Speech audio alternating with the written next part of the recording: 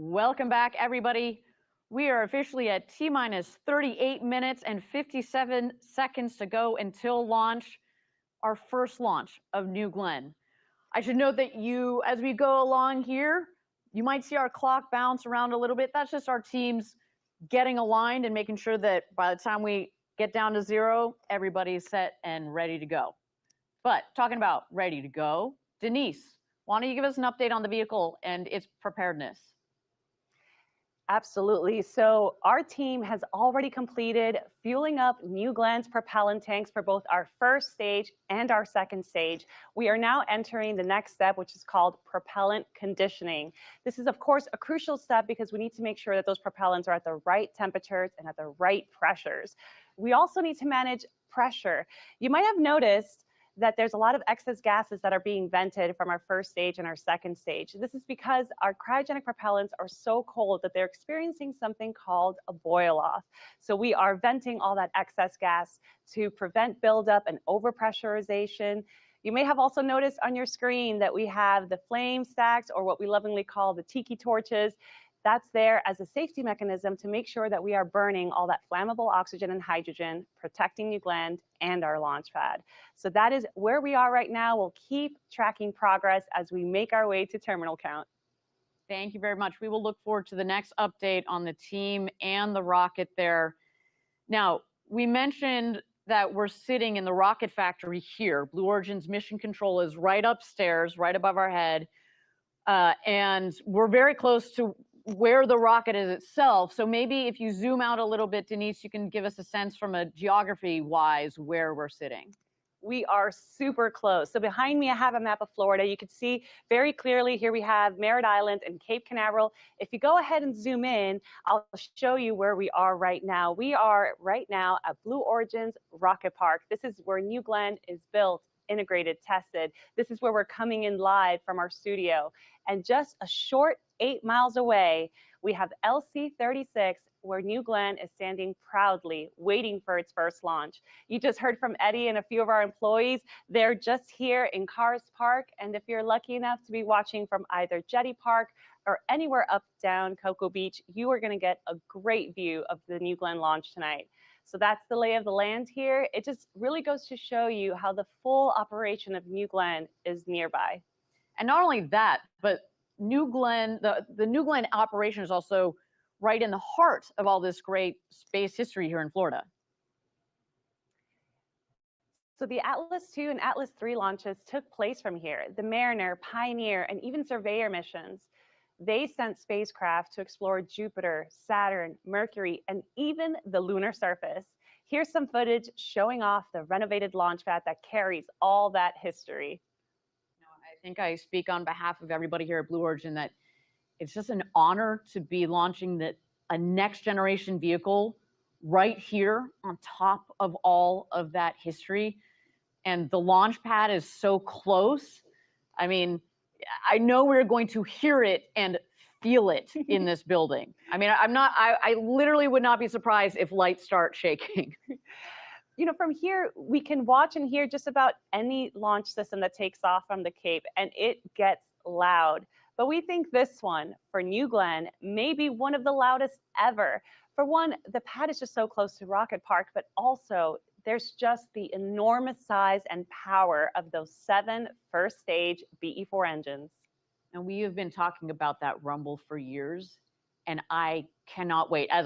As a California girl who has lived through a couple of earthquakes, I am ready for this one. This is going to be awesome. Now, you mentioned a second ago, it's just so unique that the public is going to get such a great view of New Glenn launches, especially from viewpoints like, you know, Jetty Park, Port Canaveral, Cocoa Beach. So many people gather to watch launches from these spots already. And well, I mean, look, this is a live view. If you're sitting there right now on Cocoa Beach, shout out to you guys. You're probably sitting in a nice lawn chair with a cold beverage in your hand. That's what I'd be doing if I weren't here behind the desk with you, Denise. You guys are gonna get to see and feel this launch with an insane view. So, you know, other than maybe tripping some tsunami warnings, y'all are gonna have a great evening. There really is nothing better than a beachside rocket launch. Well, and weather permitting, it's not just people down here in Florida, people in the region, kind of the southeast region of the US. You see this image right here. Look, that's going all the way as far north as, North Carolina. Several states north are going to be able to see this launch during different phases of flight based on where you are. So a little bit of a guide here. If you guys are all still up, it's a bit late here on the East Coast, but this is an exciting launch. So shout out to you guys as well that are watching live from the East Coast.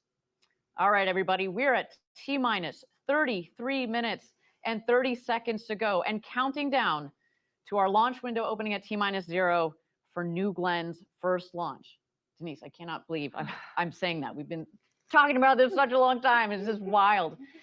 Now, again, this is our first flight. We have prepared rigorously for it, but I want to reiterate, our key objective today is to reach orbit safely. That in itself is a big deal. And anything beyond that is a bonus. That said, we also know that landing the booster would be very cool. We also know that it is very ambitious to do this on the first time, but we're going for it. And no matter what happens, we are going to learn a lot. We're going to refine. We're going to apply that knowledge to our next launch and beyond. It is an exciting day, and we are so glad that you, our audience, is here to join in on all the action and all the excitement. Okay, while we've got a moment, we've got this beautiful rocket on the pad on our screen. Why don't we dive in a little bit deeper on New Glenn? Denise, our experts here, why don't we dig in, give our audience a sense of what sets this vehicle, New Glenn, apart from other launch vehicles, both past and present? Well, to start, it's just massive, just over 320 feet tall, or almost 98 meters. And just think about that. That's like a 32-story building. It's really hard to describe what that means, but another way to think about it, we all know and love New Shepard. Picture 5 New Shepards stacked one on top of the other, and that's approximately the height of New Glenn.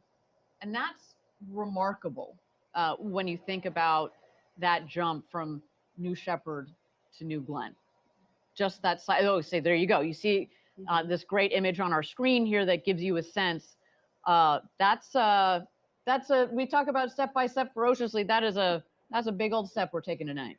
It's also amazing to think that New Shepard technically could fit as a payload right inside of New Glenn's fairing with room to spare on the sides.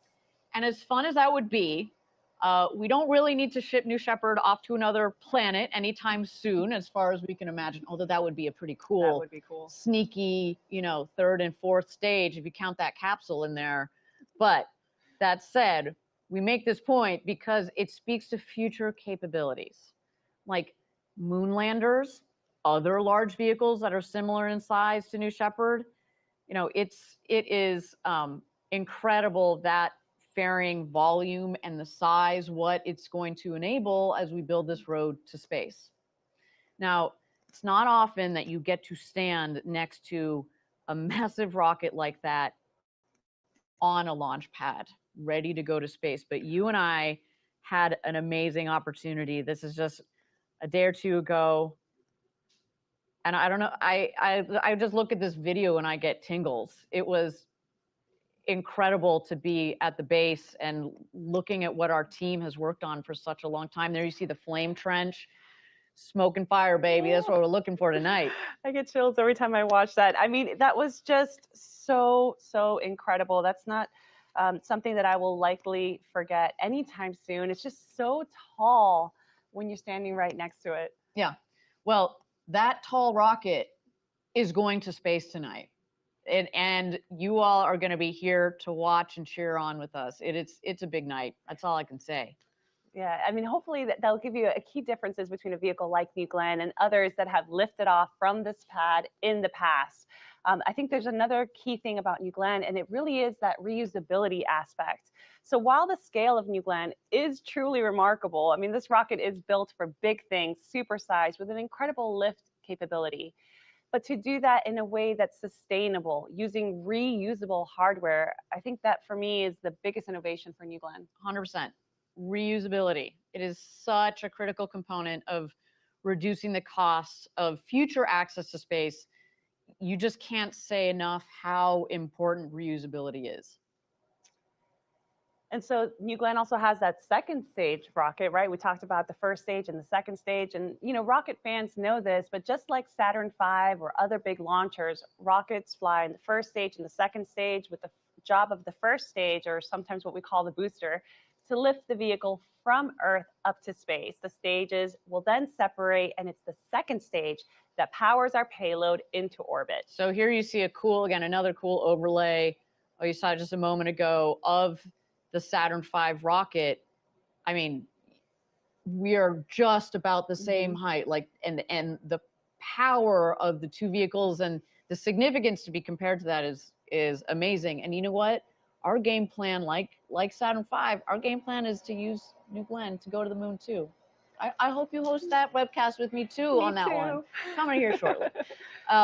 So that's our orbital rocket in a nutshell. Now, while we've got a couple minutes to go here, we're at T-minus 28 minutes to go until New Glenn's first launch.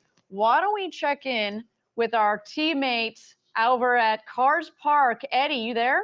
Yeah, hey Ariane, we're here at Cars Park. We're less than 6 miles as the crow flies to Launch Complex 36. We can see a great view of New Glenn standing 320 feet tall, the two vehicle access towers, one of the largest water towers in the world, and we are ready. Aren't we ready, team?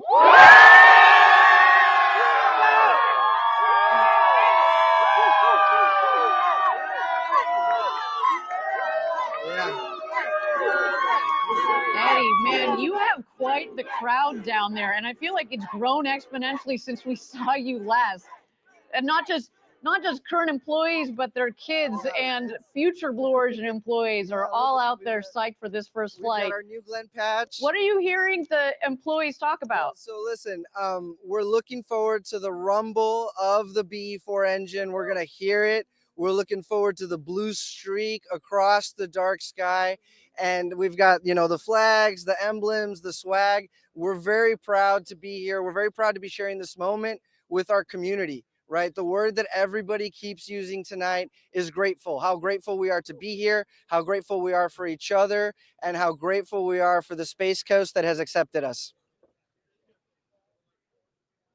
So a lot of these folks have day jobs here in the factory, and you're not far from us, but describe the view you're getting. How is it different from what people will see from here at Rocket Park? Yeah, we've got an unencumbered view of the launch pad of New Glenn. We'll be able to see that arc as Blue Ring heads on its mission, and we're very excited about that. The air is electric here. We're just buzzing with excitement, and we're thrilled to be here, really. I'm not gonna lie, I'm a little jealous that you guys are gonna get such a straight-on view of the launch pad. Well, not complaining. Denise and I have a pretty great seat here too, but thank you, Eddie. We'll be checking in back soon with you there again down at Cars Park. We've got one more chant for you guys. We're gonna get loud for you.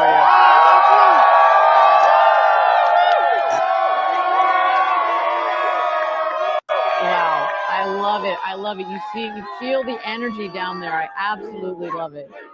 Now, one employee on the New Glenn team that is not down there with Eddie, and I do want to give a special call out to our program leader for New Glenn, Jarrett Jones. Jarrett has led the New Glenn program for years, and I'm very grateful to be able to call him a friend. He has a deep background in aerospace. There he is. And he's been instrumental through the build up to today's launch. I mean, there you see him just a moment ago, and let's see, can we point him out here in launch control? Yes, he is there, kind of that first row, bottom left. There you go, checking in, got his eyes glued to his screen, talking to one of our long-term core employees here. We got Mark Featherstone, who has been also leading this program for a long time. And man, and you saw that image just a moment ago with him in front of the New Glenn. That was the day that we installed the 7 engines on New Glenn for the first time. And I'm pretty sure he is absolutely psyched. You also see the gentleman in the center of that front row in the green sweatshirt. That is Dave Limp, our CEO, who joined us just a about a year ago, and man, talk about sparking some fire. It has been wonderful to have him on the team with us, and he is clearly absolutely dialed in. And last but not least, in between Jarrett and Dave, Jeff Bezos, our founder, who of course has been thinking about this day for many years. And I should also throw in a special happy birthday to Jeff. What a day. I wouldn't mind having a rocket launch on my birthday, but this man deserves it. So much patience, commitment, passion for what we're doing. It's just, we are very lucky, Denise, to have such a leadership team here supporting us at Blue as we go through all of these programs and getting them off and going. But at the middle of many of them and the core to making a lot of this work, New Glenn. That's why today is so important. Okay, everybody, we're at T-minus 23 minutes to go until launch. It is so great to have you all joining us for today's inaugural launch. We have folks tuning in from all over for this big day. And of course, we had Eddie and the team down at Cars Park. But we also wanted to give a nod to a couple special groups watching from across the nation. We've got employees tuned in at multiple sites, checking in and rooting for New Glenn. As I mentioned, not only do a lot of our employees work on multiple programs. There we go. We got Kent. We got Huntsville. I love it. Kent, of course, our headquarters. I see you guys.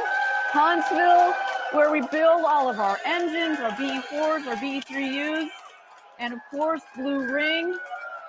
You guys should be so proud. Your team spirit. Oh, I just know that everybody here has worked so hard for this and cannot wait for the next 22 minutes. Hi, everyone.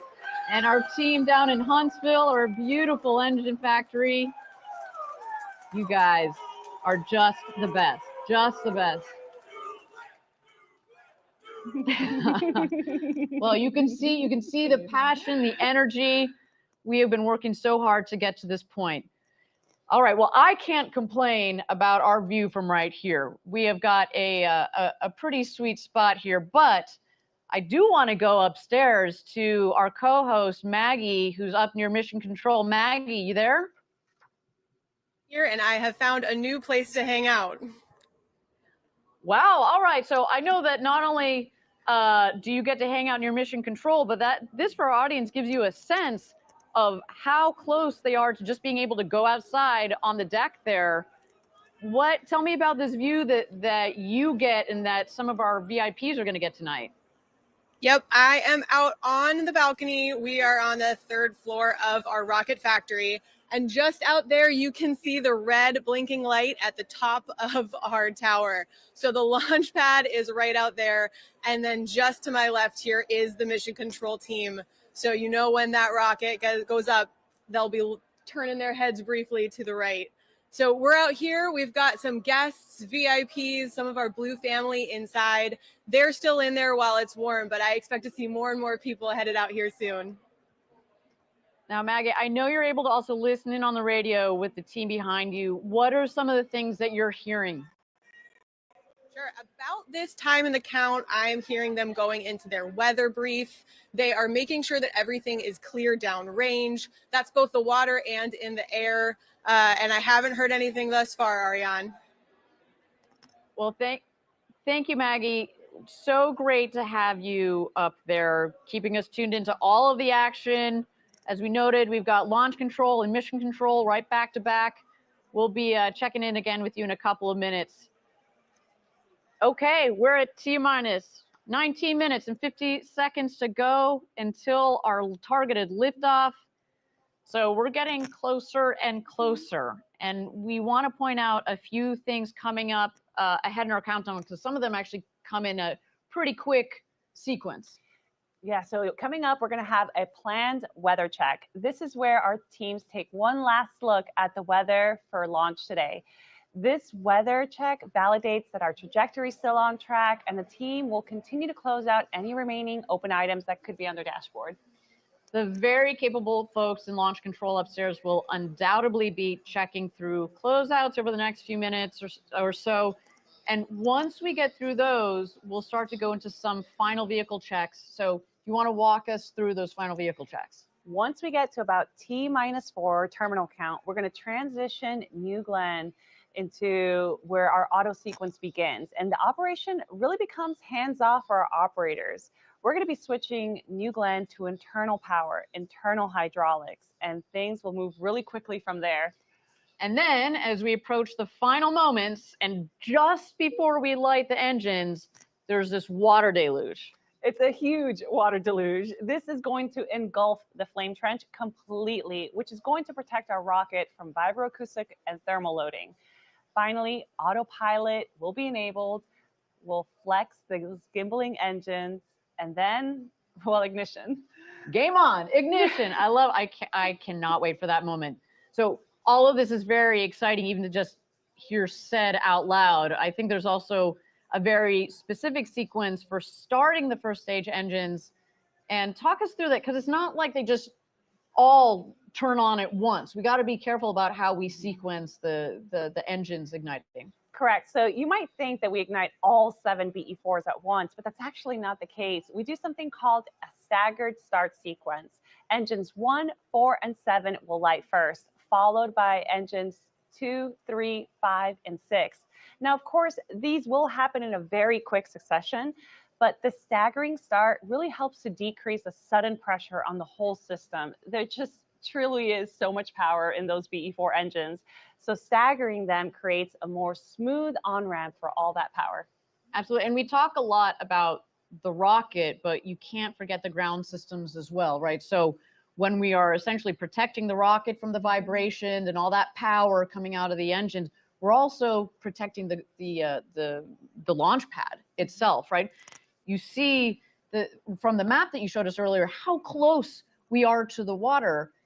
The water table is just a couple of feet below the launch pad. And I should really talk, a lot of engineering went into the complete refurbishment of our launch complex. And so we want to take care of it. It's there for the long haul. But man, we got a big old powerful rocket. So this water deluge system is critical to both the rocket and the ground, the launch pad, the ground support equipment. Okay, we are at T-minus.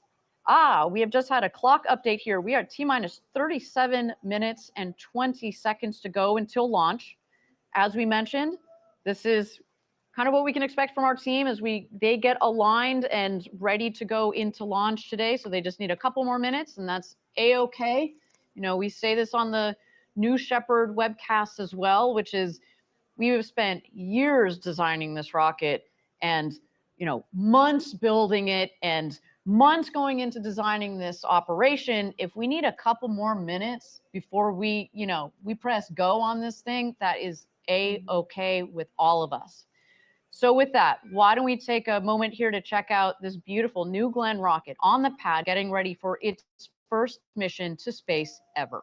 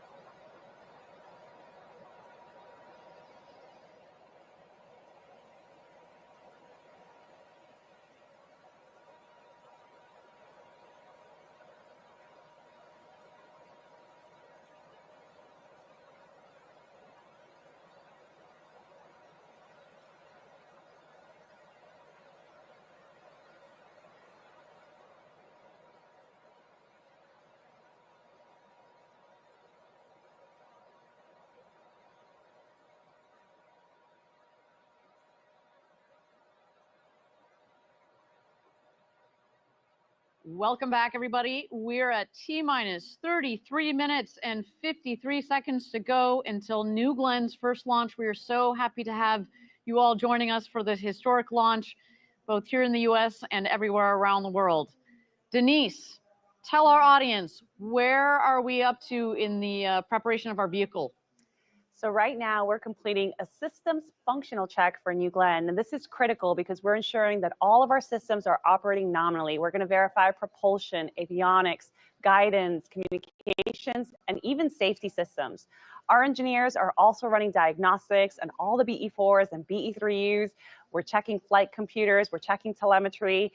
We're also going to do one final comm check. This is really crucial because we want to make sure that we're getting the right data between the rocket and the ground, as well as verifying the signal integrity. Now, coming up, we're going to do one last weather check. This is where we get real-time data on wind speed, direction, temperature, humidity, cloud cover, lightning, even thunderstorms, not just for the LC-36 pad, but we're also checking the weather where the Jacqueline is, so that she's ready to receive our booster. So that is where we are right now. Things are going to move quickly here. Thanks, Denise. And yeah, we should reiterate again, the weather, we got to take into consideration the weather here, but also downrange where the landing ship is, the Jacqueline. We've mentioned it earlier. Of course, that was one of the reasons why we need to take a little bit more time before getting to launch this evening. The sea state out there, it was a little rough. They were rocking and rolling.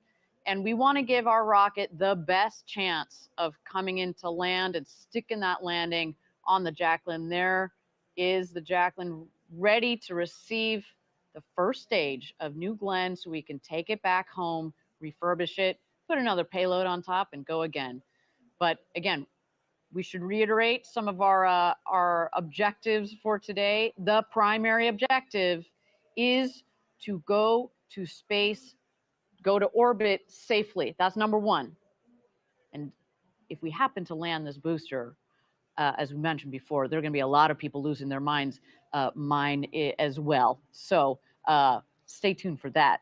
Now, Denise, why don't you go through a little bit more of the flow down there? So the Blue Ring team is up in mission control right now, also surely tracking their own checklist as they make sure the Pathfinder payload is ready to go to launch as well. Correct. Yeah. So upstairs at the MC, we'll have a launch control and mission control. So our launch team is the one that's doing all these system checks on New Glenn, while mission control is making sure that they're doing similar system checks for the Blue Ring Pathfinder.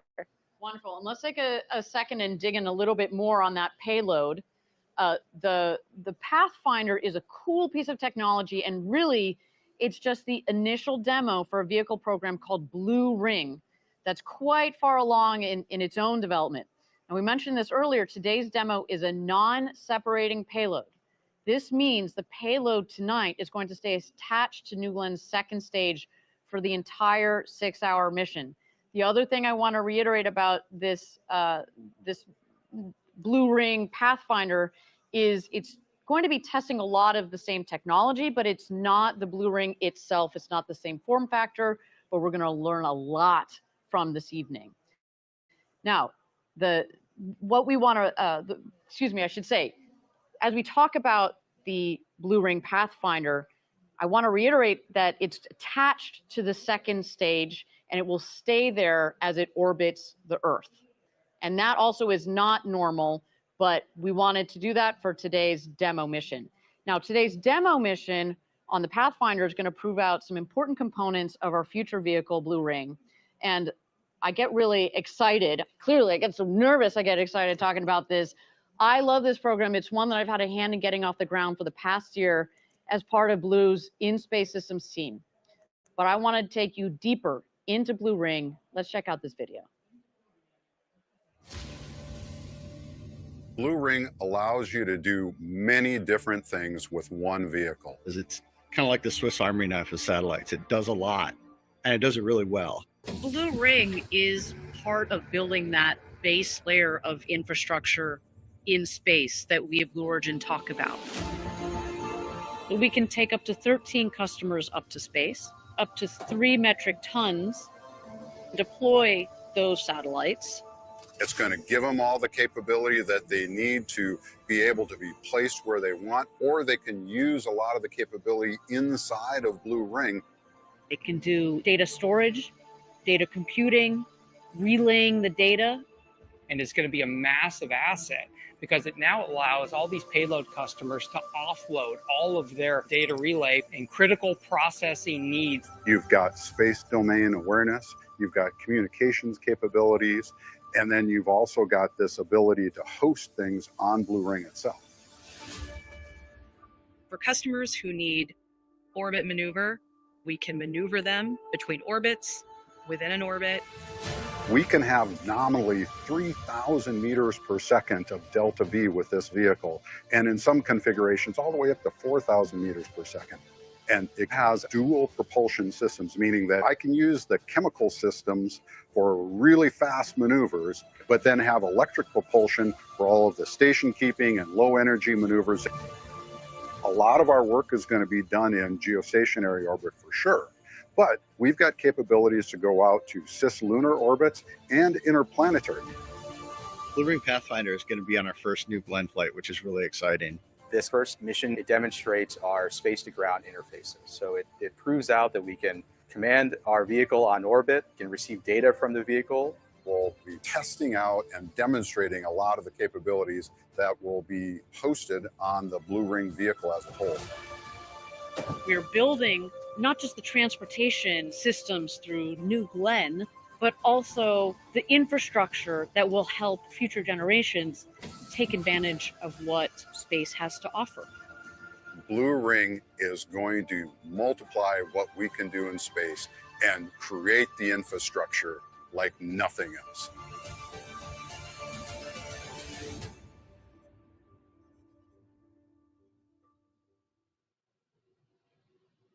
I don't know about you, but I am pretty excited, if you can't tell, to be able to say that the team I work with in my day job, Blue Ring, is the team behind the first payload ever on New Glenn.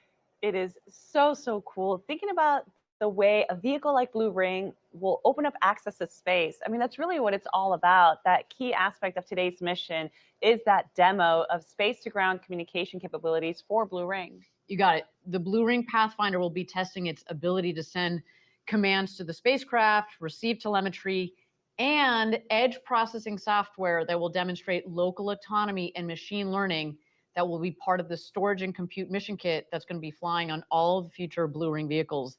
So basically, it has a computer predicting if the spacecraft is getting sick.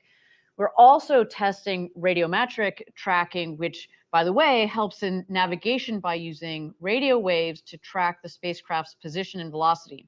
So basically, radiometric tracking uses radio frequencies to track where the vehicle is and where it's going. So Blue Ring is going to be very busy during this mission. It'll be sending and receiving data. It'll be tracking its own location and processing mission data real time. And all of this will be communicated over RF to Atlas antennas stationed in Hawaii, the state of Georgia, and even Australia. Yeah, these ground stations will collect telemetry and radiometric data, which is crucial for understanding how the spacecraft is performing and navigating in highly elliptical orbits in the MEO range. Now, this is unique because it allows the spacecraft to spend a significant amount of time over specific areas of Earth, making it an ideal orbit for certain communication and observation missions. And this is all part of proving how Blue Ring can navigate. All the data collected from this mission will be used to support the future production of the Blue Ring space vehicle, which undoubtedly will play a vital role in further space exploration and communication technologies. That data and experience gained from this Pathfinder mission will be invaluable for our engineering team. It really does pave the way for more advanced missions. It helps ensure the reliability and the efficiency of future Blue Ring vehicles. There you have it, folks. Now, Blue Ring Pathfinder is supported by the Department of Defense's Innovation Unit, or DIU. And let me tell you, we're so thankful for their involvement today. I should say they have been so supportive of our Pathfinder, but just the Blue Ring program in general. They are believers like us. So thank you to them. All right, with that, we're at T-minus 24 minutes and 3 seconds to go until T-0. This is NG-1, the first flight of New Glenn, and we are so glad you're here joining us this evening. Why don't we take a moment to talk about our mission objectives for the launch? This is our first flight, and we've prepared rigorously for it, but we also know that none of this is easy. And our key objective today is to reach orbit safely. Anything beyond that is icing on the cake, bonus points. We know that landing the booster on the first try offshore is ambitious, but we are going for it. No matter what happens today, we are going to learn, refine, and apply that knowledge to our next launch. We're really looking forward to seeing how the vehicle performs. As I said earlier, more data, the better, right? We've pushed every single part, component, system in our testing well beyond its limits by design. But we also recognize that no amount of ground testing or mission simulations can replace the real world conditions of flying this system into space, which is why we can't wait for the mission to get underway, see how things perform, and apply all the lessons learned to our next launch and beyond. It is an absolutely thrilling day. Again, we're so glad that you're here to share it with us. Now with that, we're at T-minus 22 minutes and 30 seconds to go until launch. Why don't we take a moment and check out New Glenn on the pad as it gets ready for its first launch to space today.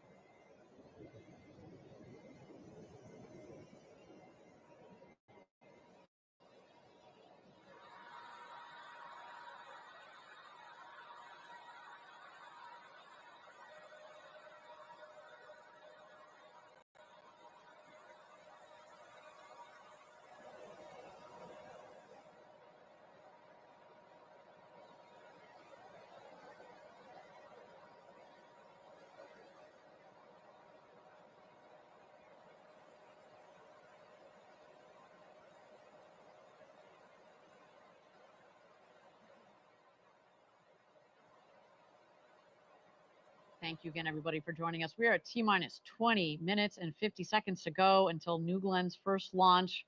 What a day for us. And, you know, it takes many, many smart people to bring a vehicle like New Glenn together. And one of those great people that I've had the pleasure of working with over several years is someone who now leads up customer integration for New Glenn. That is Blue Origin's Laura McGinnis. Laura is the Vice President of Mission Management for New Glenn. Now, before Blue, Laura spent time in a similar role with United Launch Alliance. She also had quite the career at the Air Force. And I had the pleasure of chatting with her just for a few minutes, just a little bit earlier, to hear what customers can start to expect from a vehicle like New Glenn. Let's listen to that chat. Laura, thank you for taking the time, especially on such an important day, to give us a tour of the factory. This is kind of like your second home, I imagine, for the last couple of weeks. Absolutely, Ariana. We're so excited about this factory and super excited to show you all a little bit about it. Well, so talk to me a little bit about what we got going on here. We've got multiple rockets coming down the line. Yeah, all kinds of things going on. So the basic layout is that the raw materials comes in from the south side of the building down here at the end of the aisle. We weld the tanks together down there. Then we bring the completed modules here for assembly. Over here we have our GS1 aft module, which will have landing legs, 7 BE4 engines installed. We do all of that work. We continue to assemble the stages down here. We build fairings. Behind the wall over here, our 7-meter fairing, which our customers love. And eventually we roll out the Glenn Stage 1, Glenn Stage 2, and the fairings out of the north end of the building.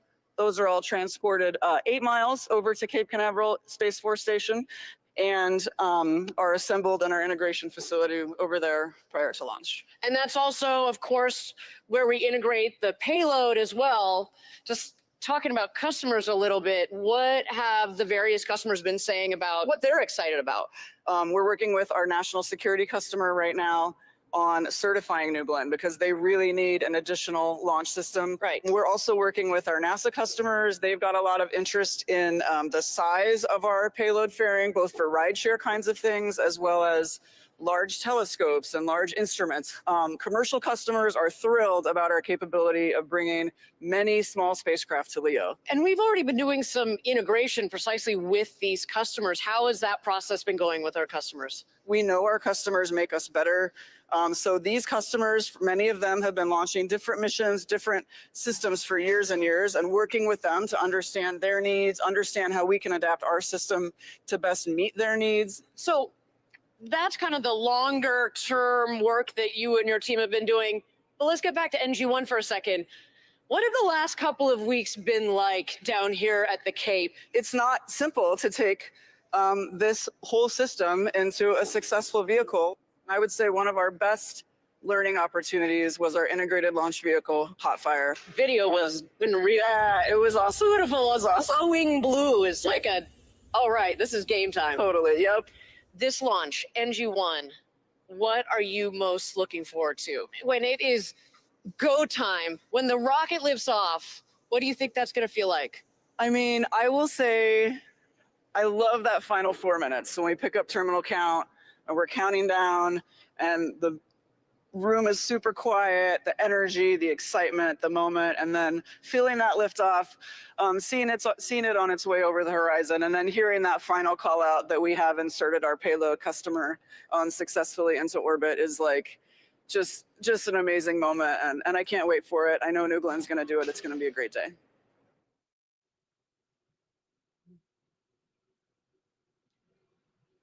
A big thank you to Laura again for joining for that quick tour through our factory right behind where we are this evening.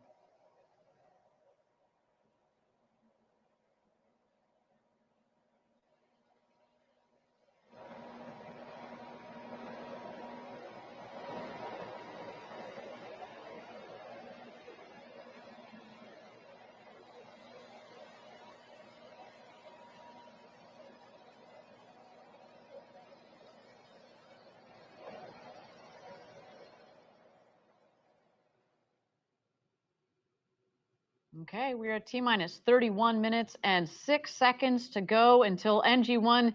We continue to tick down towards our first launch. I will mention again, you may have seen we went down and then we added some more time to the clock. That is just fine. That is our team taking a couple more minutes to make sure that all of their procedures are aligned as we tick down towards T-minus 0. So you might see a little bit more of that happening here. While we've got a little bit more time, why don't we talk about the flight profile for this evening's launch? What is that going to look like as we see this vehicle fly today?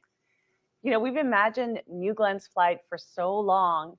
We've looked forward to this day, and I'm so excited just to see another vehicle of this size flying from the coast of Florida. We're going to be feeling the power of those BE-4 engines here in the studio very shortly.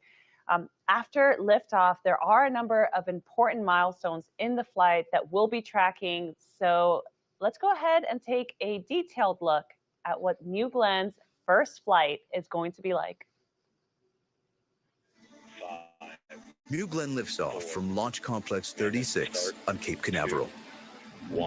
7 BE-4 engines will ignite and propel the rocket upward with over 3.8 million pounds of thrust, or roughly 17,000 kilonewtons. The vehicle will quickly reach supersonic speeds as it climbs through the atmosphere. As the rocket ascends, it will encounter maximum aerodynamic pressure known as max Q at around 40,000 feet or 12 kilometers. This is the point at which the stress on the vehicle is at its highest. Around 3 minutes into the flight, the vehicle will turn off its engines, marking the end of the boost phase. Shortly after, the reusable first stage will separate and begin its journey back to Earth. Two BE-3U engines on the second stage will ignite and propel it onward into orbit with the payload. The reusable booster reorients in the vacuum of space using its reaction control system. At 220,000 feet or 67 kilometers, it executes an exo-atmospheric deceleration burn using its center 3 engines. These engines gimbal for maximum control of the booster. This burn slows the vehicle down before re-entering the atmosphere. As it descends, the booster's strakes and fins work together to slow it down and guide it autonomously back to Earth, landing on a vessel at sea. At around 9,000 feet, or just under 3,000 meters, the first stage begins its final landing burn. The 3 middle engines will light for 20 seconds, slowing the vehicle in preparation for the final descent. The 2 outer engines will turn off, and the center engine will execute the final controlled maneuver onto the landing platform.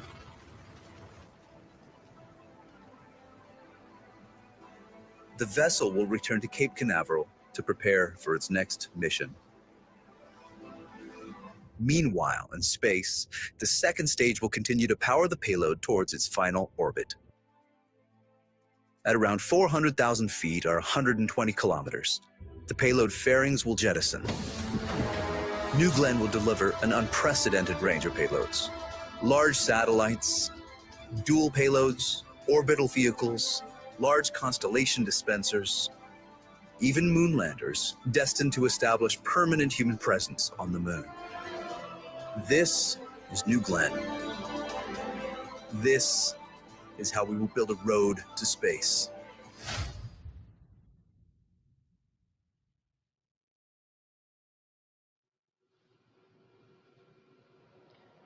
So again, there you got an opportunity to see what the mission profile will be for this rocket this evening. But I think what was really cool about that video as well is it gives you a sense of the future as well in terms of the various vehicles that we're going to be able to take on this rocket, whether it's a lot of LEO satellites or a lunar lander or a massive GEO payload, whatever it may be.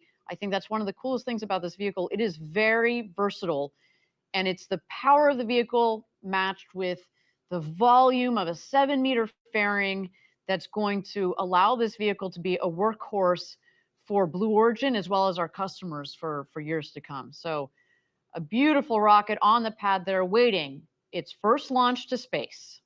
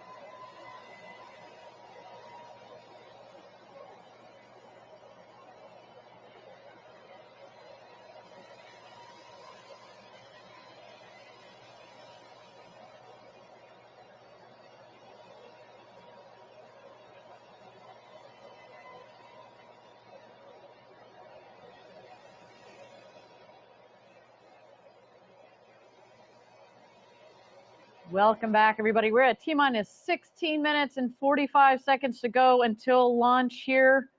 An exciting evening for all of us here at Blue Origin. I'm so glad that you've joined us.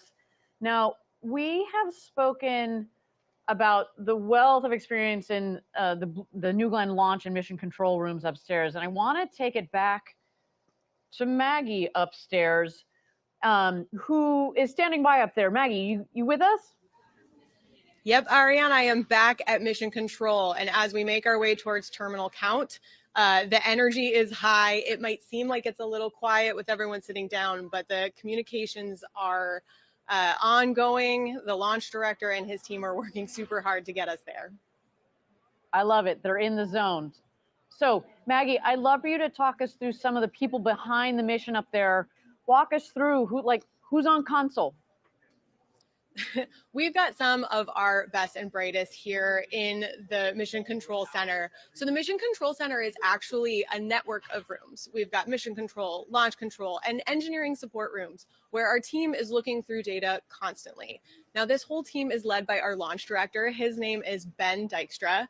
Ben is responsible for the launch, tip to tail. He is doing the go, no go, and making sure that we get our best chance of success. Ben actually comes from our New Shepard rocket. So Ben is a great example of how we take our flight pedigree from New Shepard and we are building it into New Glenn. Now, Ben and I go way back. We worked on New Shepard together for quite a while, and I've had a chance to talk to him quite a bit this week. And I was asking him what his pre-launch traditions are and what he's bringing here to New Glenn. And he gave me a couple answers. One, he sets 3 alarms because he really does not want to miss his call. I have a feeling he didn't have to actually use all 3 of them today, but I'll ask him afterwards. And then he also sets little Post-it notes on the screens of his console mates so that they get a little funny note or a little encouraging thing from their launch director before they go.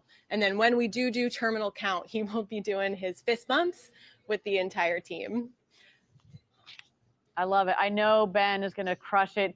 Why don't you give us some other highlights? Who else is supporting Ben with launch control today? Ben is supported by a really large team, and we're not going to have time to touch on them all, but a couple here. First, we have Ann Dickey. Ann is the assistant flight director, and shout out to New Shepard again. Ann comes from that program as well. Now, Ann has been working the integrated schedule all week long, really making sure that this team is ready to go. And after we launch successfully, she is going to get herself an ice cream cone, and I will be joining her. Next, we have Martin De La Torre. Martin is a ground controller, which means that he will be working through all of the data and controls of our ground system out there at the pad. So as complicated as we all know rockets can be, the systems that are working around it are equally as complicated. And so Martin has a tough job today, but we know he's working hard. His favorite quote is from Stephen Hawking. And so he's got heroes, I think, like the rest of us.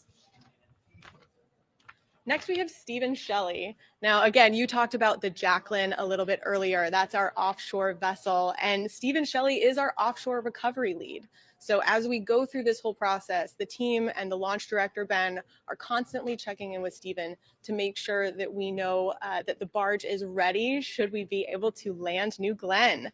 His launch day ritual is actually the same as Ben, another 3-alarm guy. So we'll be asking him as well. And then last, but certainly not least, we have Megan Lewis. Now, Megan is one of our 2 primary launch controllers, which means that she has control authority over a lot of these major systems on New Glenn. Megan is from Utah, and in a very sweet story, Megan is actually wearing a bracelet today that her grandfather gave her grandmother with charms for every Apollo mission that he worked. So a really incredible legacy of spaceflight in that family, and they're bringing it to the Blue family. So we're really proud of them today. Megan Lewis and team led by Ben Dykstra are getting it done. I love it. Just some wonderful stories, and each one of them has their ritual. I'm glad that it seems like their alarm system has worked, because yes, they are all on console and ready to rock and roll today. That's a good thing. So, hey, Maggie, stay plugged in up there for us, and we will keep checking back in with you. All right, everybody, we're at T-minus 11 minutes and 40 seconds to go until launch. Why don't we take a moment here and send it over to the pad and check in on New Glenn as it gets ready for its first launch to space today.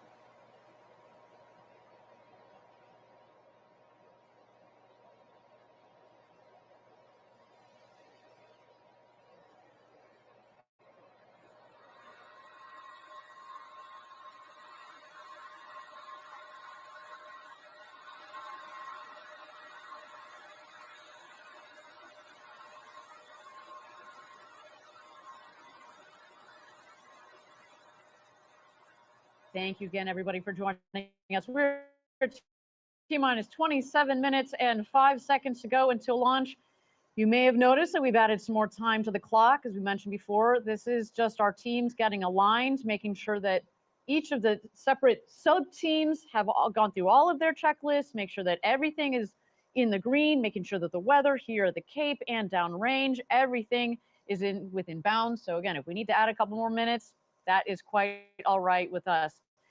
But while we've got a little bit more time, I would like to check in with my colleague, Eddie Seifert, out there at Cars Park, where he's joined by Team Blue Origin, here, our team that's based here in Florida. What you got going on down there, Eddie? Yeah, hey, Ariane, welcome back to the best seat in the house here at Cars Park. I'm with the Smith family. We're working at Blue Origin, and working on rockets is a family affair. I'm with Father Mike Smith, son Corbin Smith, and granddaughter Elizabeth. Elizabeth, tell me, you've sent a postcard to space, is that right? Yes. And tell me, what was on your postcard? There was rockets and planets.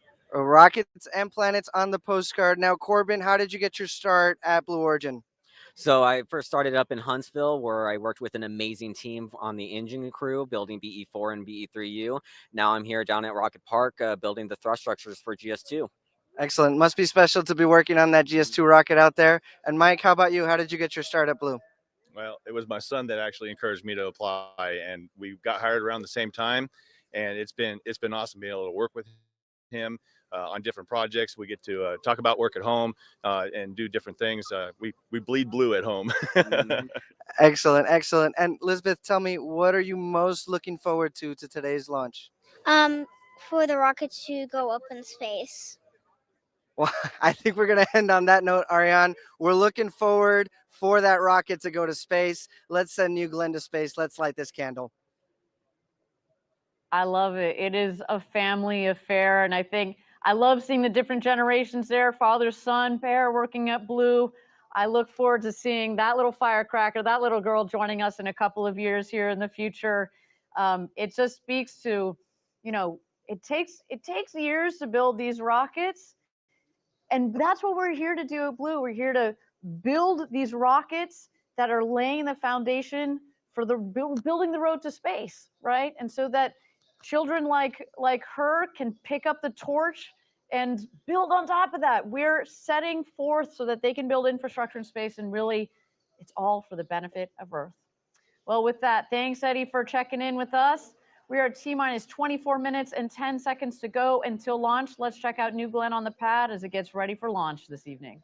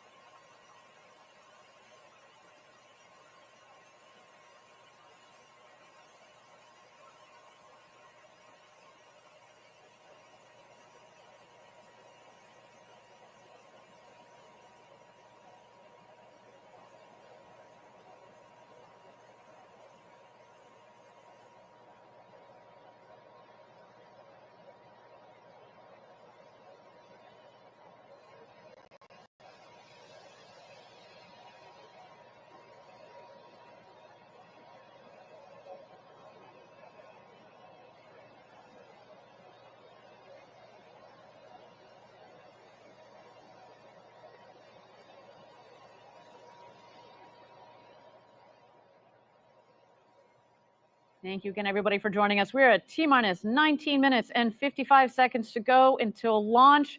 New Glenn looking good there on the pad. We saw some beautiful views. As Denise has talked about, all the propellants are nice and chilled down. You saw the big, beautiful Blue Origin word mark and feather on that rocket. She is looking beautiful. But we do have a little bit more time here. Why don't we take a moment to talk about the BE-4 engines? We're looking at the vehicle right now. At the base of the vehicle, oh, that's a pretty shot right there. You see the 7 nozzles of the 7 BE-4 engines. You want to tell us a little bit more, Denise? Yeah, so New Glenn is powered by 7 BE-4 engines. Now, these are the nation's first reusable, oxidizer-rich stage combustion booster engines. They use liquid oxygen and liquefied natural gas, or LNG, which is essentially a commercial form of methane. Yeah, and we selected LNG because it's cleaner burning and more efficient than kerosene, or also known as RP1, rocket propellant 1. That's what a lot of rockets use. It's also low cost and widely available, which is really important when you're doing lots of launches, which is our intention for this New Glenn program. I should also note that we have done a ton of testing on the BE-4 engine, and we also want to keep those costs down as well. All of it adds up, right? And one of the coolest aspects, though, about LNG is that it can self-pressurize its tank through a process known as autogenous repressurization, right? So this eliminates the need for costly and complex systems that use helium, which is pretty rare. So normally you got helium and other gases in there to push the pressures properly through the engines to get them ready to go. But with LNG, it basically does it on its own. That's what that means. It's so fascinating. And, in terms of power, each BE-4 engine generates an impressive 550,000 pounds of thrust. So when you combine all 7 engines, New Glenn produces about 3.85 million pounds of thrust at launch. And just to put that into perspective, that's roughly half the thrust of a Saturn V rocket, which took humans to the moon. Imagine that power of 200.737 airplane engines all firing at once. That's what we're looking at here. And that is a ton of power. You see that these images here, this video, this is from our test facility down in West Texas. And man, oh man, I have been down there actually for one of these tests. And our facility down in West Texas is in this valley, and it just reverberates. You feel like you're in the inside of a drum. It just shakes the entire valley. And I mean, it's just incredible. And we're putting 7 of those at the base of this vehicle. The other thing you should see in that video there is that it burns this really cool blue color. So that's another. I'm not saying that's why we chose this propellant, but it's a nice little bonus to it. It sure is. So a lot of power coming out of these engines, but then also a lot of interesting technology that's gone into the turbo pumps too. You want to talk about that a little bit? They sure are. So the turbo pumps, which pump fuel and oxygen, are also incredibly powerful. Together, they produce the equivalent amount of horsepower needed to power 2 Nimitz-class aircraft carriers at full speed. Yet each turbopump is small enough to fit in the back seat of your car. Think about that. I mean, the comparison is crazy, but just think about that efficiency that goes into that turbo machinery. Then you also see here, obviously, the comparison between our BE-4 engines. So there are 7 of those on the base of the vehicle, and our BE-3U, BE-3 upper stage engines, are 2 of those on the second stage. I want to talk a little bit more here. You see the comparison of the BE-4 to the BE-3U. You also have a comparison of the power of it as well. Both of these engines are highly sophisticated and have unique functionality built for New Glenn itself. So for BE-4, as we noted, we've got 7 of these engines in total at the booster. We saw a cool image of that a second ago. The 3 middle engines are gimbaling engines that can pivot to help steer the rocket. So that will be working, of course, in conjunction with the fins at the top of the booster. Now, those 3 middle engines are going to relight to help with deceleration and landing burns. And the other 4 engines are fixed. And this is the combination that gives us both the power that we need, but also the flexibility we need for different stages of flight. And you know, the BE-4 engines are produced at our manufacturing facility in Huntsville, Alabama, and they're tested rigorously at our facilities, both in West Texas and Huntsville, to ensure they meet the high standards. Yeah, and we should note there are 7 of these on New Glenn, but our friends at ULA with their Vulcan rocket, they use 2 of these engines. And those have already flown successfully to space. So we are very proud of that these engines have already flown to space, and can't wait to see them power this New Glenn rocket as well. They are going to be rattling this building very, very shortly. Well, with that, at T-minus 35 minutes to go until launch, let's toss it back to the rocket and check out New Glenn as this vehicle gets ready for its launch to space this evening.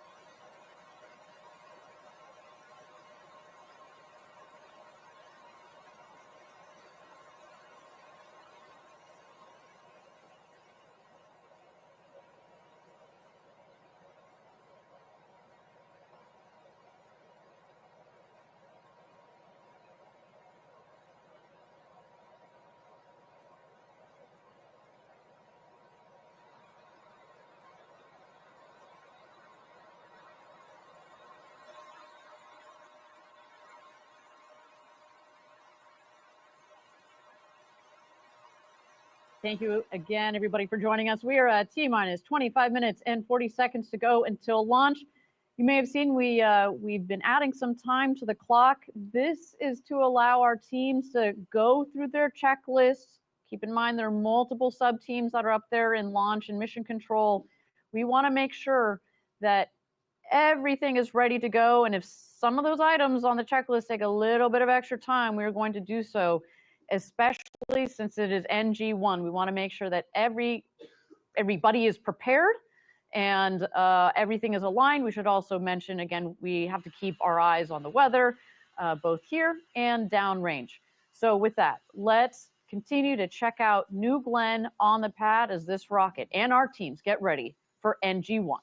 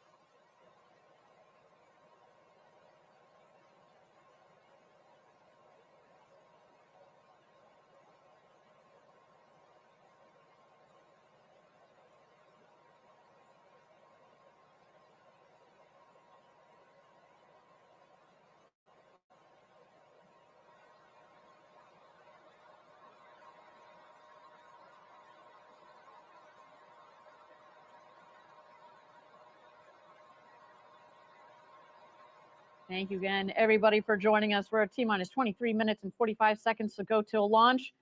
With all this action going on upstairs at launch and mission control, why don't we check in with our friend Maggie? Maggie, you got me? Loud and clear, Ariane. Right on. What's going on up there? What are you hearing about the status of our teams? Yep, things are busy. The team is continuing to work through a few anomalies before we can proceed into terminal count.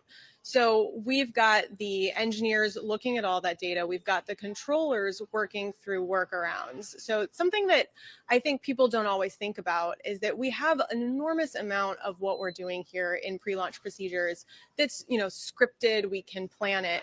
But when off-nominal things are happening, we've got a team of controllers who can manually operate these systems. So the team that we talked about in our last bit, they are actually going through and able to turn things on and off, put different pressure through different valves. They are working through everything they can to make sure that we have a chance to launch today. Fantastic. Yes, it's, we run through, when you talk about all the preparation for a launch, of course, we talk about, testing the rocket itself, but we also go through a lot of these simulations in terms of the operations with our team. And you test as much as you can, you go through as many rehearsals as possible, but sometimes day of, you gotta put that's why we got the really smart people in there so that they can work through whatever it is they're finding that might be a little bit off, and that's what our team is doing up there. Maggie, what Ariane, else? Sorry, go ahead. No, the team here has gotten some good practice. I think we all saw the hot fire that we recently successfully made it through. So that is, almost everything up until launch. Before that, we had a successful second stage hot fire. Those are those BE3U engines. And before that, we were doing tanking tests, mass simulators. We've done component testing, system testing. And a lot of the engineers that are working in this room are actually responsible engineers on the floor. So they've gotten their hands on this hardware. They know their systems. Excellent. Very good point. I think that I've always appreciated what we do here at Blue Origin. We tend to rotate our engineers. A lot of them, as you said, get to go down to the floor, see their hardware maybe that they've designed, talk to the men and women that are fabricating, but then also assembling the vehicle. They are very, very in tune, in touch with this vehicle. So if there are things for them to work, especially in these last minutes, we've got the right team to do it. Maggie, I want to thank you again for bringing us all the details. we've got a couple of minutes to go here. We got 20 minutes and 47 seconds to go until launch. Why don't we take a look at New Glenn as this rocket gets ready to go to space.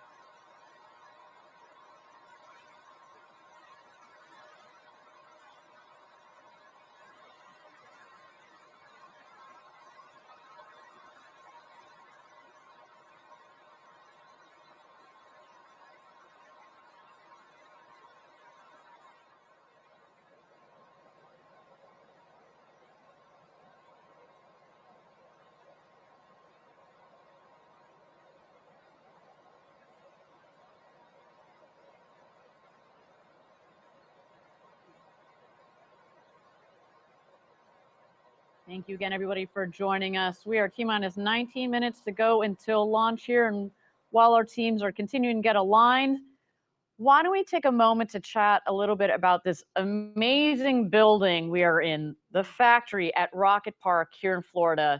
This is where it all comes together, where we bend the metal on New Glenn. I literally see people down there bending metal, pulling, putting the components together, testing, cleaning. But also, not only do we talk about, just all the intricate pieces and parts here, but to build a rocket like this, the sheer scale of the facility here, this factory, but also the other buildings around here are just mind-blowing. It really is quite impressive. So Rocket Park is essentially where we bring our rocket dreams to life. We're talking about state-of-the-art manufacturing and assembly areas designed to produce rockets efficiently and, of course, sustainably. This is where the stages of New Glenn come together. Yeah, exactly. And the folks here at Rocket Park are not just building rockets, they're really shaping the future of space travel. I should say, I've had the good fortune of being here for 10 years now. And I have seen this facility, the whole park, in addition to Launch Complex 36, come together. And it is just amazing, like really from the bottom up. And the ability to build the next generation rocket in the next generation rocket factory. Like, our team is given what they need to make just an incredible vehicle. Why don't we take a deeper look at the home of New Glenn, Rocket Park? Welcome to Blue Origin's Rocket Park in Florida, the home of New Glenn. This is where our orbital rocket is designed, built, integrated, launched, refurbished, and reflown, all within a 9-mile radius along Florida's Space Coast. Rocket Park is an active operations site for many Blue Origin activities, including manufacturing, integration and testing for New Glenn, and production of our Blue Moon lunar landers and future programs. Florida's Space Coast is 72 miles long and steeped in more than 6 decades of human spaceflight history. We stand on the shoulders of giants. New Glenn will help us build a road to space for the benefit of Earth. It's the foundation of everything we will accomplish. It will deliver cargo and crew to anywhere, including the moon, and help us establish a permanent lunar presence. It will enable us to harness the resources of space and launch all kinds of infrastructure to make space accessible, usable, and affordable for humans. The factory on Merritt Island is the centerpiece of Rocket Park. It's here where New Glenn is built and tested. The high bay is where New Glenn becomes real. Raw material enters at one end, and completed rocket stages roll out the other side. From there, New Glenn heads to the surface coatings facility for its thermal protection, paint, and artwork. It then heads to tank cleaning and test, or TCAT, for pressure testing and cleaning.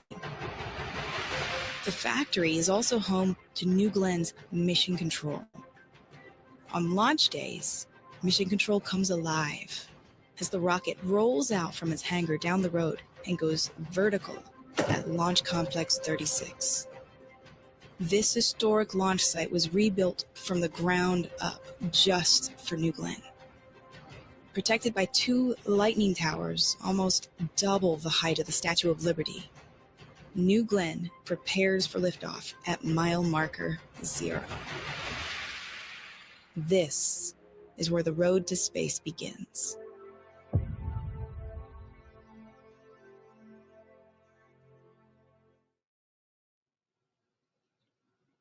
What a beautiful area Rocket Park is in. There's just so much history here on the Space Coast, and we are eager to write our own chapter with New Glenn. Absolutely. There really is just so much history, and there's something to be said about the testing and integration and design teams all working so closely together. I know that working on the programs myself, being able to talk to the designers and the people who are making the hardware is just so valuable to increase communication and efficiency, and our campus really allows for that. 100%. The physical proximity is really, really important. And it's not known, actually, but historically, rockets have launched out of the Cape, but they haven't been built here. And so to be able to build our rocket here, do the integration here of the rocket, but then also obviously the payload with the rocket. And then when we get GS1, we get the booster back, we'll be doing all of the refurbishment here. That is so important, that co-location, to have that all come together. And, you know, I love that video because you see all the action. As I mentioned, you know, it's so funny. I was looking through photos earlier today, and I've got photos in the flame trench when they were just putting it up. You know, they were pouring concrete. You know, I remember being in this facility when there weren't doors on. It was just, you know, dirt on the ground. I remember no joke, we had a poll when they were clearing the land for this rocket park as to how many turtles we would find, because we have to relocate all of the turtles because there's incredible wildlife in this area. So of course we wanted to make sure that we protect those animals and the wildlife. And so we had a poll as to how many turtles we were going to find. God, I wish I could remember. I was going to say, do you remember? I know. I didn't win it, clearly. But, you know, there's just so much work that went into building this facility from the ground up. And to be here today is just, it feels surreal in many ways. And, you know, that I was just talking a little bit about the factory itself, but the launch complex, you know, LC-36, as you touched on earlier this evening, has been around for a long time, has been where many historic rockets and missions have launched from.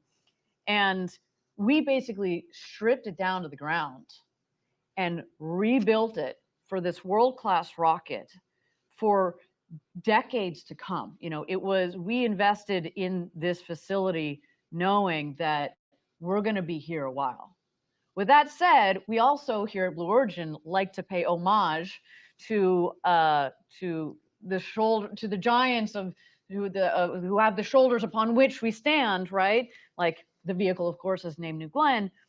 But also what's really cool is, and you can't quite see it here in the dark, but we kept what's called the blockhouse. So during a lot of the previous launches, there would actually be a crew in the blockhouse, which is not very far from that launch pad, when they launched a rocket. This thing is like a concrete fort, basically. It's not very big, and on the inside, it's got these massive, heavy doors that close to protect the teams. To be very clear, we're not using that blockhouse tonight. We don't use it in our operations, but it is something that we have kept on site because of the history that is in that facility. I hope that one day I'll be able to go back in there. I did get a chance to peek my head in a couple of years ago. It feels almost like what's the right way of putting it? It feels like a step into the past. Yeah. You know, the old computers and like, you know, the ashtrays. They're literally cigarettes that are still there from back in the day. We don't allow that in our launch control rooms. But again, clearly a throwback to the past. But just this facility, it feels really good to be here. It feels like we're set up for success as much as possible, which is really, really great. Okay, we are at T-minus now 36 minutes and 40 seconds to go until launch. Again, our team has added more time to the clock. They are working through their checklist. There's clearly some things that they want to spend a little bit more time on, and that is okay. I will reiterate, we have spent years designing this rocket. We have spent months and months designing this mission, building this particular vehicle as well. The design and test that's gone into the engines that are powering this rocket. If we need a couple more minutes, especially on this first launch, that is okay with us. You know, we want to give our team the right time and the space that they need to, you know, to work on whatever they got going on up there. I also want to, you know, keep in mind, my understanding is that the weather continues to stay inbounds here at the Cape, as well as out at sea. But for the moment, we have decided to put more time on the clock, which means that we still have a chance, still have the opportunity to launch this evening. I should say, I was waiting for it, Ariane. I know, it's pretty apropos because this vehicle says. So you're telling me there's a chance. That is the name of this booster. So yes, everything is, it's like it was meant to be for this vehicle. It really okay, is. With that, we are T-minus 35 minutes to go until launch. Let's continue to check out New Glenn on the pad as it continues to prepare for its launch to space this evening.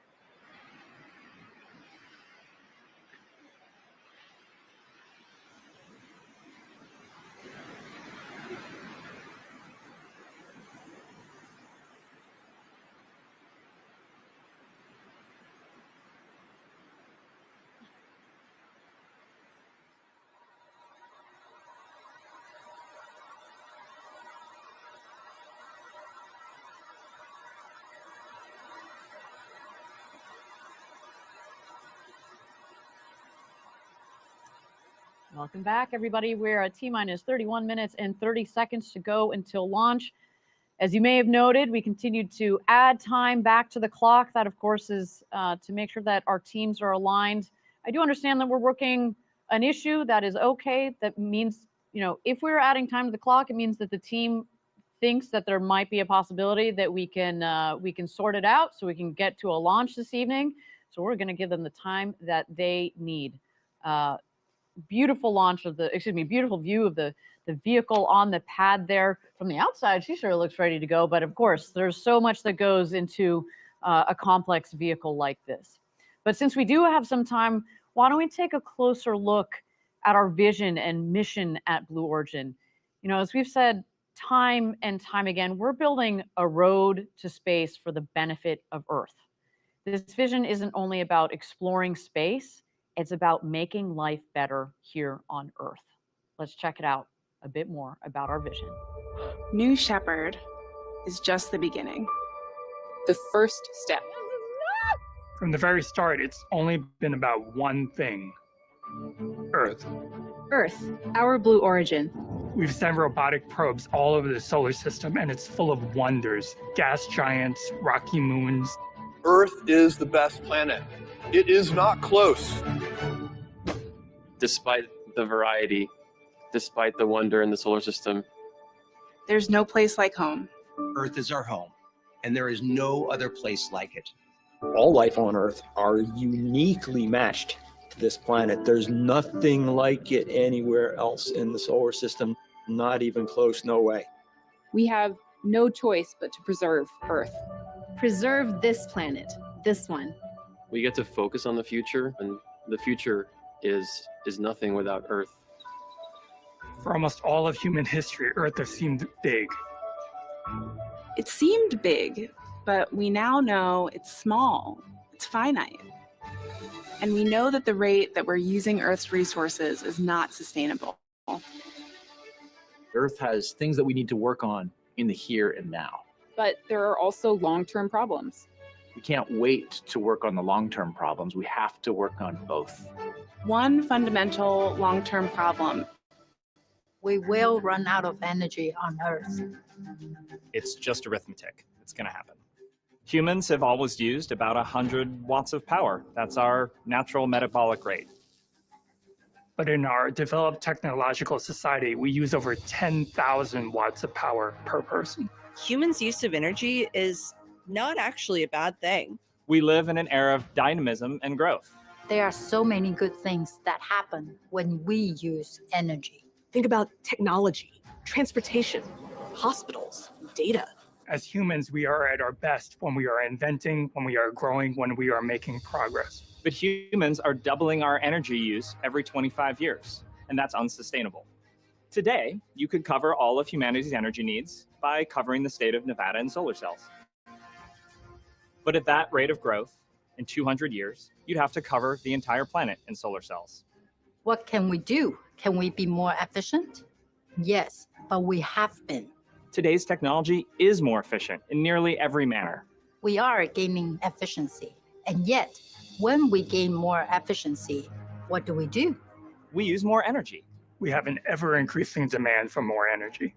So what if we just use less? Well, that doesn't work either. Throttling energy use means slowing down progress. You stop living in a world of abundance and you move to a world of scarcity and rationing. There has to be another way. There is another way. Space.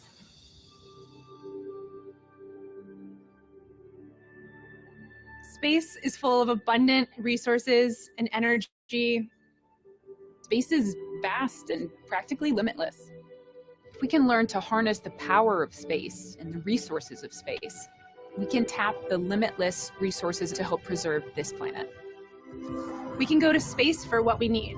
We'll make it routine, safe, and cost-effective to get there. We will build the rockets and the destinations for doing real work in space. We can do even more than this. We can move the most polluting industries from Earth into space where they can't hurt the Earth or the environment. We can return Earth to a beautiful natural state. It will be like a garden, like a national park. a place for education, for creativity, and for recreation. A place for enjoyment and for nature to thrive. In space, we can expand humanity. We don't want to leave Earth behind, but preserve it and expand humanity into space. We can have 1 trillion humans in the solar system, which means we'd have 1,000 Mozarts and 1,000 Einsteins. This would be an incredible civilization. Humanity will grow and progress and use energy for good. Humanity can expand into the solar system by building destinations close to Earth, close to our home planet. New places, places we haven't even dreamed of yet. Places that feel like home, places where great work can be done using the resources of space. An expanse that is meant for everyone, all kinds of people.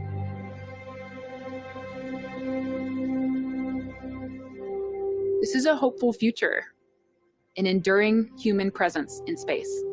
Space is the long-term solution for Earth. We are building a critical part of the infrastructure that's going to allow others to unlock the road to space so that future generations can unleash their creativity. It won't be easy. Space must become much, much more accessible to make this vision a reality. Big things start somewhere, and that somewhere happens to be today. There are certain gates we have to go through, certain prerequisites. If we don't do these, we will never get there. First, we have to radically lower the cost of access to space. This means reusable rockets. We have to get really good at using rockets over and over. Reusable rockets, reusable engines.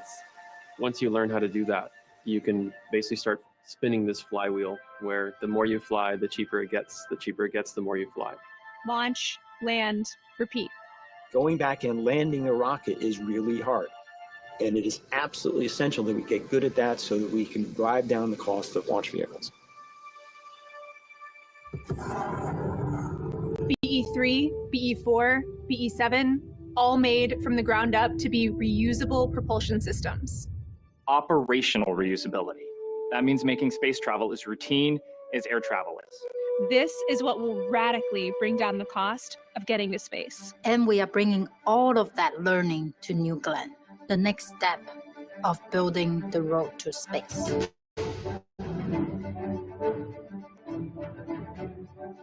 Once you have low-cost access to space, the next gate becomes harnessing the resources of the solar system. There are so many more resources up there in space than there is on our planet. I mean, everyone's familiar with this idea of locally sourced goods, and this is just a really extreme version of that. The moon is where we'll learn to do all this. The moon has a vast quantity of resources. And if we can learn to harness those resources, we can travel without stressing the Earth. That's the goal. We'll go to space, and we'll use its resources to power our transportation and build destinations. Anything we need, we will use the stuff in space to make it happen. The moon is the next thing. We're going back. It's time to go back to the moon, this time to stay.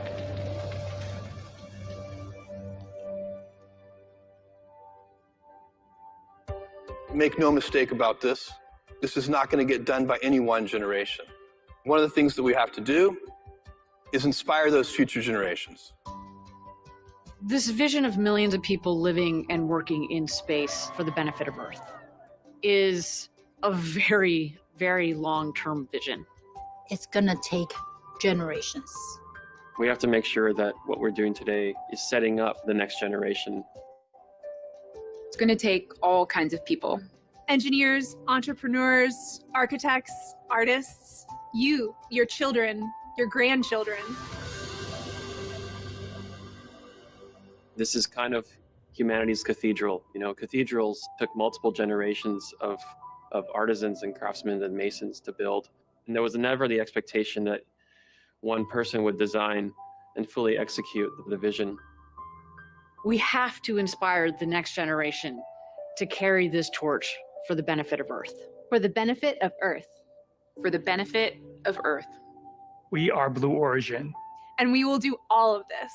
We'll do all of this. For the benefit of Earth.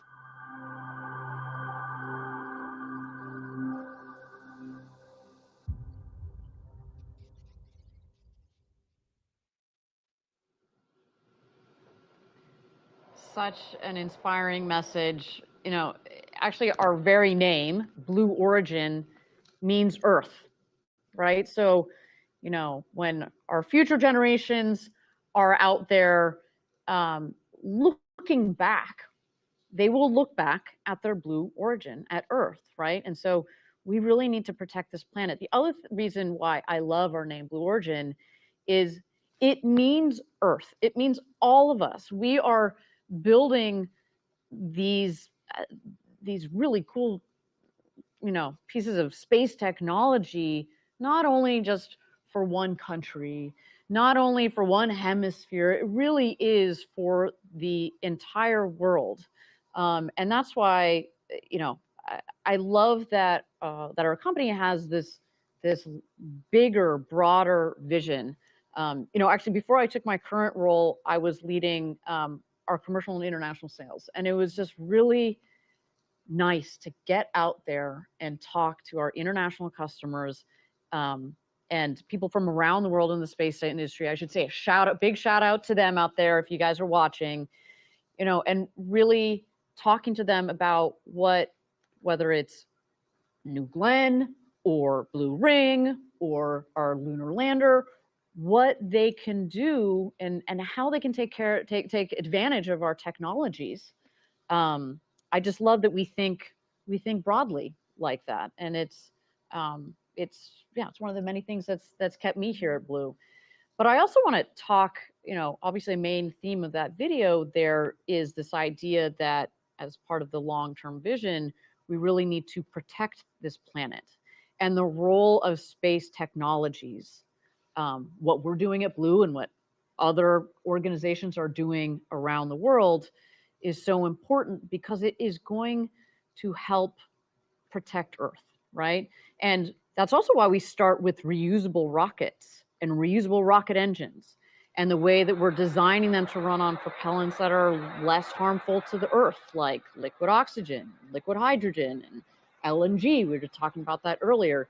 It's just so important. It gives me such a sense of pride because it really is about the everyday work that we do now and how that would impact future generations.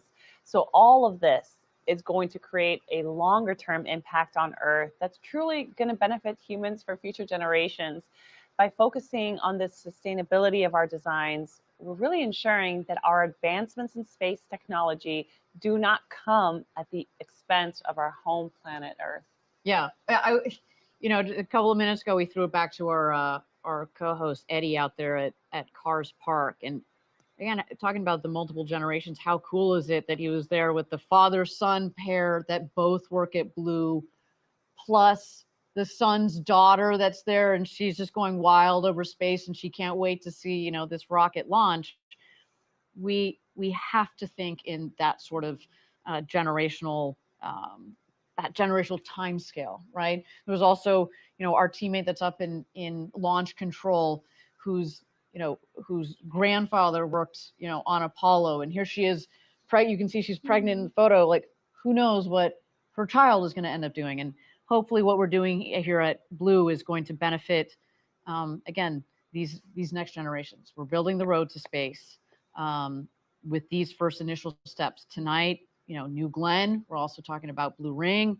Blue Ring is one of the first building blocks of the infrastructure that's up there in space, right? It's not just about the transportation, which is crucial, don't get me wrong, but then once we're up there, you know, we're going to need to support others, you know, in this case, you know, our customers, but also ourselves, when I say ourselves, Blue Origin and some of the missions we're doing, as we build our capabilities out there. There's, by definition, space is infinite. And so if we can take advantage of that, and if we can put things up there that will help us take advantage of that, I mean, for the benefit of Earth. For the benefit of Earth, the future is bright. Okay, with that, we are T-minus 16 minutes and 40 seconds to go until launch. Our teams continue to get aligned. They're working on a couple of issues. This is our first launch. They need that extra time. We're going to give it to them because otherwise speaking, this team is ready to rock and roll, and that rocket there looks chilled in and ready to go to space. So with that, let's continue to check out New Glenn on the pad, ready for NG1.